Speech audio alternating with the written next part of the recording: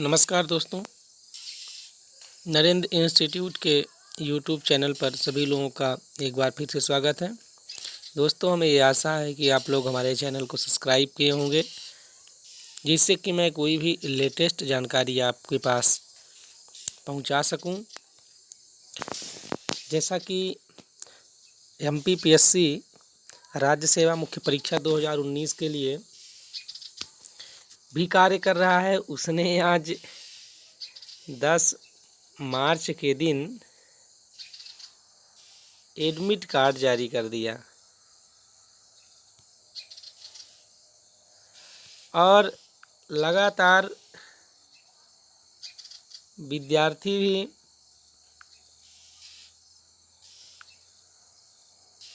पीछे नहीं है,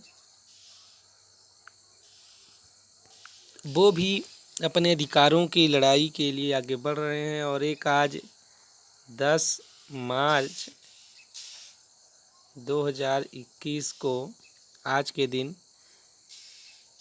एक कोर्ट केस थी, एक पिटीशन थी, रिट पिटीशन थी, जिसका नंबर है 5594। आप भी जाके देख सकते हैं, आज थी। तो बहुत उहापोह की स्थिति है। जो सेलेक्टेड कैंडिडेट हैं उनमें मानसिक असंतुलन लगातार बना हुआ है कि क्या होगा। और न्यायालय भी कड़ा रुख अख्तियार किए हुए है, अपनाए हुए है कि क्या कर ऐसा शासन नहीं कर सकती है। इतना ज़्यादा जो गुणानुक्रम सूची होती है, जो मेरिट के आधार पर, जाति के आधार पर किसी के मेरिट को आप रोक नहीं सकते हैं। कोई यदि 80 कैटेगरी का व्यक्ति, यदि ओबीसी कैटेगरी का व्यक्ति या जनरल वाले से अधिक नंबर ला रहा है तो उसे यूआर में देना चाहिए। अन्यथा ये जनरल वालों के लिए रिजर्वेशन हो जाएगा। भाई 40% सीटें रिजर्व मानी जाएंगी, तो इसे आप क्या मानते हैं? ये तो संवैधानिक रूप से गलत हुआ। और आयोग इतनी बड़ी संवैधानिक संस्था है, यदि वो ऐसा गलत कार्य करे तो ये तो अत्यंत गलत है। और सरकार की बात, ये अपनी राजनीतिक रोटी सेकने के लिए, राजनीति के लिए इन्होंने विद्यार्थियों के साथ कितना गलत किया है, ये तो आप देख रहे हैं। कमलनाथ भी ऐसे करके गए, 8 महीने 9 महीने नहीं पेश किए जवाब। शिवराज जी आए, उपचुनाव की डोर में उनको लगा कहीं हाथ से छटक ना जाए, 28 सीटों में कहीं छटक ना जाए, हमें कमलनाथ दोबारा ना आ जाए, तो उन्होंने इसको छूने से बचा। और उसको तो वहाँ तक तो नहीं छुए। और आगे आने वाले समय में जैसे ये पंचायती राज चुनाव है, नगरीय निकाय के, इनमें भी वो हाथ लगाने से उनमें मना कतरा रहे हैं। तो ये स्थिति देखिए, एक लोकतांत्रिक राष्ट्र के लिए बहुत गलत होती है।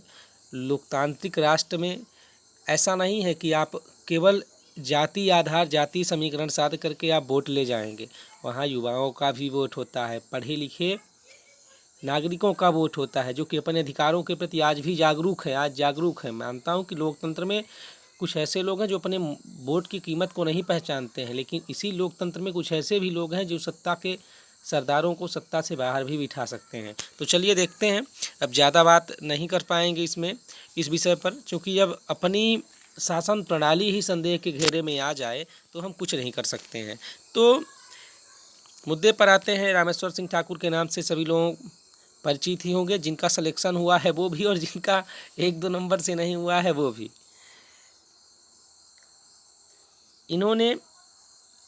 इनकी बात एक बहुत अच्छी ये लग रही है कि इन्होंने पूरी बात को, पूरे बहस के तर्कों को बाहर लाकर बच्चों में ऊर्जा फूंके हुए हैं। इन्होंने बच्चों की जो विल पावर है, जो एमपीपीएससी 2019 के मेंस में सिलेक्शन नहीं हो पाया है जिनका, उनके अंदर हम एक प्रकार से इसे चार्टर भी कह सकते हैं। इन पेपर के माध्यम से जो अपने ऑफिशियल उसके थ्रू भेज देते हैं, सोशल मीडिया पर पोस्ट कर देते हैं, इनसे बच्चों की जो विल पावर है बहुत बढ़ जाती है। और पता नहीं ईश्वर क्या करता है। 15 मार्च बहुत दिन नहीं बचा है, केवल 5 दिन बचा हुआ है। और इस मानसिक उहापोह की स्थिति में आयोग किस दिशा करवट बदलता है, कहाँ जाता है, किस प्रकार कार्य करता है, वो स्पष्ट रूप से देखने को मिलेगा। ये तो पक्का है, कुछ न कुछ पॉजिटिव सकारात्मकता बिल्कुल निकल के आएगी बाहर। तो चलिए देख लेते हैं आज की स्थिति में क्या हुआ। ये है पीएससी परीक्षा 2019 की संवैधानिकता को चुनौती देने वाली याचिका क्रमांक 5594/2021 पर तीखा तंज कसा हाई कोर्ट ने। सुप्रीम कोर्ट के सैकड़ों निर्णयों के बावजूद भी भर्तियों में गलतियां की जा रही है शासन द्वारा। हाई कोर्ट एकदम, चूंकि इनके पास संवैधानिक संस्थाएं होती हैं, इनके पास केवल जुडिशरी पर ही विश्वास कर सकते हैं और करना भी चाहिए, क्योंकि इस लोकतांत्रिक राष्ट्र में यदि किसी भी प्रकार से कुछ हमें किसी पर अगर थोड़ा बहुत भरोसा है तो वो लोकतंत्र पर ही, लोकतांत्रिक शासन में केवल न्यायपालिका पर ही है, क्योंकि इनको जो न्यायिक पुनर्विलोकन का अधिकार दिया गया है, जिसके आधार पर हम इनके ऊपर अगाध प्रेम और आस्था से, हम आस्था ही कहेंगे कानून को, एकदम इनके मतलब इसी आस्था पे हम लोग टिके हुए हैं कि हमारे साथ अन्याय नहीं होने पाएगा। आगे चलिए देखते हैं।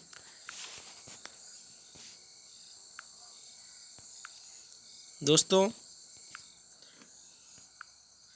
जबलपुर 2021 10 मार्च 2021 पीएससी की परीक्षा 2019 की एवं राज्य सेवा परीक्षा भर्ती नियम 2015 में संशोधन दिनांक 17 फरवरी 2020 की संवैधानिकता को चुनौती देने वाले पिटिशनर उग्रसेन बरकड़े एवं दिव्येश पटेल की ओर से अधिवक्ता रामेश्वर सिंह ठाकुर द्वारा प्रस्तुत याचिका क्रमांक 5594/21 पर सुनवाई की गई।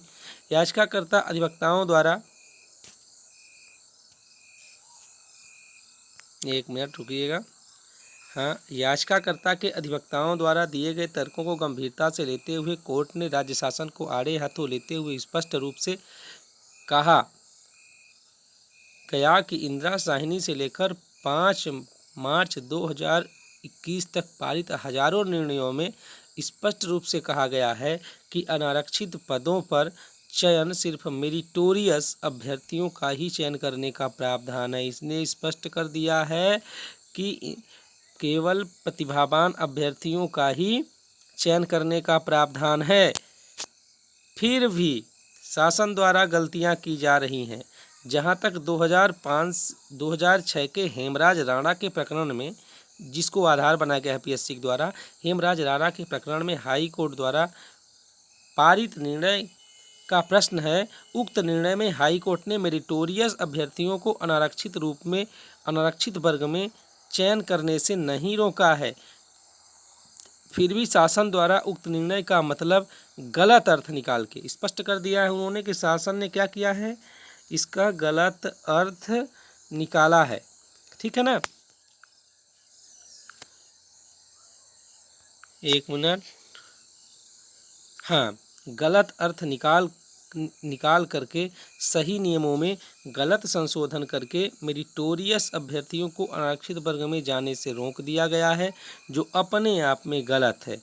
चूँकि इस न्यायालय में समस्त प्रकरण 15 मार्च 2021 की सुनवाई हेतु नियत है, इसलिए प्रकरण को भी 15/3/21 को विस्तार पूर्वक सुनेंगे।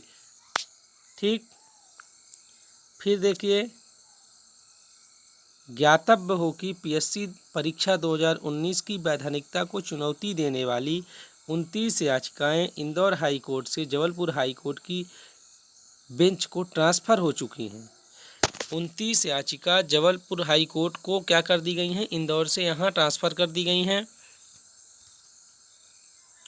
जिनमें तथा जबलपुर हाई कोर्ट में पूर्व से 8 याचिकाएं लंबित हैं। तो कुल 29/8 याचिकाएं हो गई हैं एमपीपीएससी 2019 को लेकर के, जिनमें दिनांक 21/1/21 को अंतरिम आदेश पारित किया गया है कि पीएससी की समस्त प्रक्रिया याचिका क्रमांक 807 में पारित निर्णयाधीन होगी तथा याचिका क्रमांक 5594 को भी याचिका क्रमांक 807/21 से लिंक कर दिया गया है।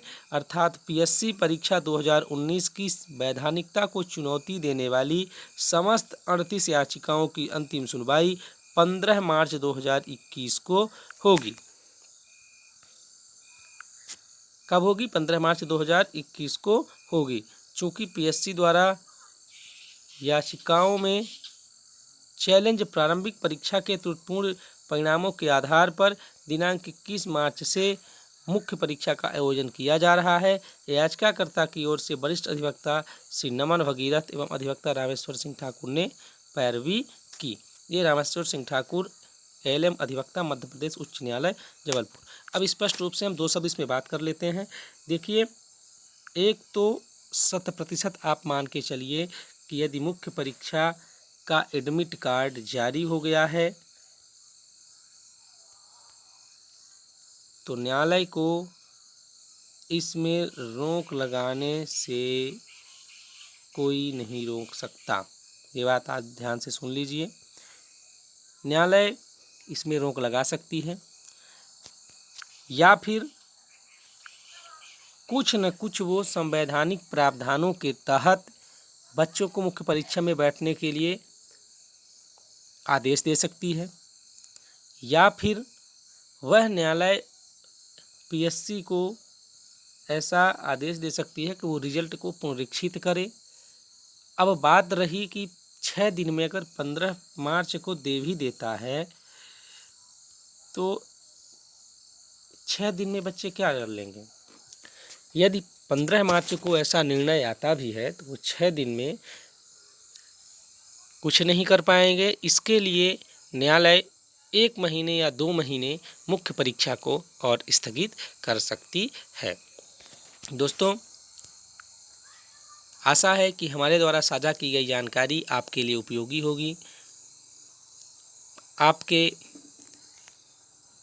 तैयारी के हिसाब से हो सकता है कुछ सहायक हो। यदि आप हमारा वीडियो देख रहे हो और हमारे चैनल को अभी तक सब्सक्राइब नहीं किए हैं तो सब्सक्राइब कर लें और बेल आइकन को प्रेस कर लें, जिससे नई जानकारी, नई अपडेट आप तक जल्दी पहुंच जाए। किसी भी प्रकार की कोई क्यूरीज हो दोस्तों, प्लीज़ कमेंट करिए हमें। मिलते हैं नेक्स्ट वीडियो में, तब तक के लिए दोस्तों धन्यवाद।